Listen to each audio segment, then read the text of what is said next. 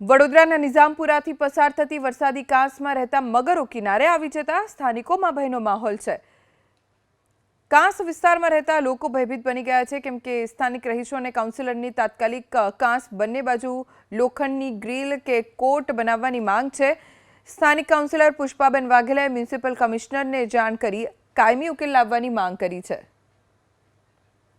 ચોમાસામાં વડોદરાની વિશ્વામિત્રી નદીમાં પૂર આવતા આસપાસ આવેલા 3 વરસાદી કાંસમાં મગરમચ્છો ઘૂસી જાય છે। વરસાદ બાદ હવે આ મગરમચ્છ વરસાદી કાંસમાં હોવાના કારણે અનેક વાર બહાર નીકળે છે। અત્યારે આપણે નિઝામપુરા વિસ્તારમાં છીએ, સામે રહેણાંક વિસ્તાર છે અને નીચેથી આ ભૂખી કાંસ પસાર થઈ રહી છે। અનેક વિસ્તારમાંથી અહીંયા ડ્રેનેજના પાણી પણ આવી રહ્યા છે, એટલે સતત અંદર પાણી જોવા મળી રહ્યું છે। હવે જે મગરમચ્છ છે, સામે દેખાતી આ જે જગ્યા છે ત્યાં મગરમચ્છ બહાર આવે છે, તાપમાં બેસતા હોય છે। આવા સંજોગોમાં આસપાસના વિસ્તારમાં રહેતા જે લોકો છે તેના માટે ખતરો ઊભો થઈ રહ્યો છે। આસપાસમાં પશુપાલકો પણ રહી રહ્યા છે, એટલે તેમના જે ઢોર ઢાકર છે તેમના ઉપર પણ અનેકવાર હુમલો થતો આવ્યો છે।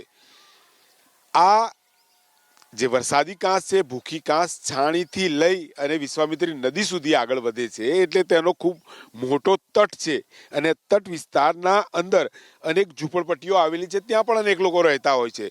અનેકવાર કિસ્સા બની ચૂક્યા છે કે મગરમચ્છ કિનારે જે કપડાં ધોવા બેઠા હોય કે પછી કુદરતી હાજતે આવા વ્યક્તિઓને પણ મગરમચ્છ ખેંચી ગયાની ઘટના બની છે। ત્યારે વોર્ડ 1ના કાઉન્સિલર પુષ્પાબેન વાઘેલાએ મ્યુનિસિપલ કમિશનરને પત્ર લખીને આ જે ખુલ્લા કાંસ છે, ખાસ કરીને ભૂખી કાંસ, તેની ચારે તરફ ગ્રીલિંગ લગાવવાની વાત કરી છે। ત્યારે કોઈ દુર્ઘટના બને ને તે બાદ તંત્ર જાગે તે પહેલા આ કામગીરી થાય તેવી કાઉન્સિલરે માંગ કરી છે।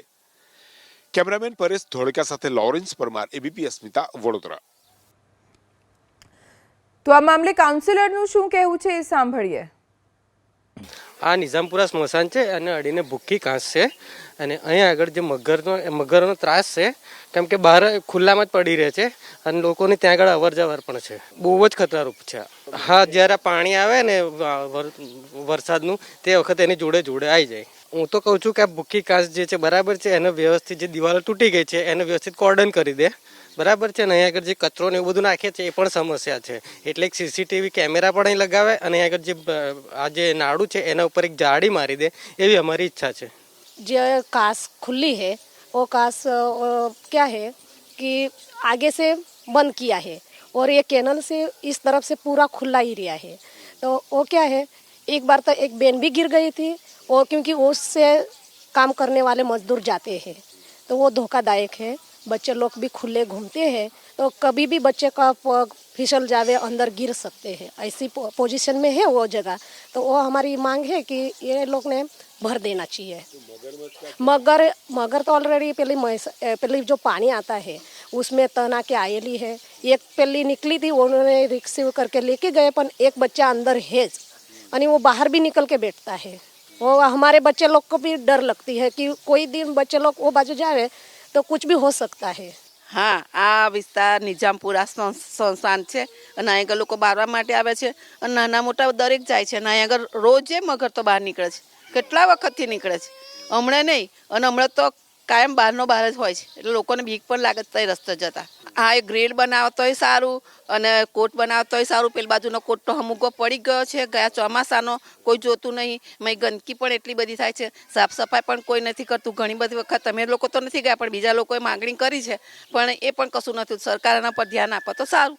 કાંસની અંદર મગરો કેટલી વખત આવે છે પણ કોઈ પગલાં લેવાતા નથી કોર્પોરેશન તરફથી।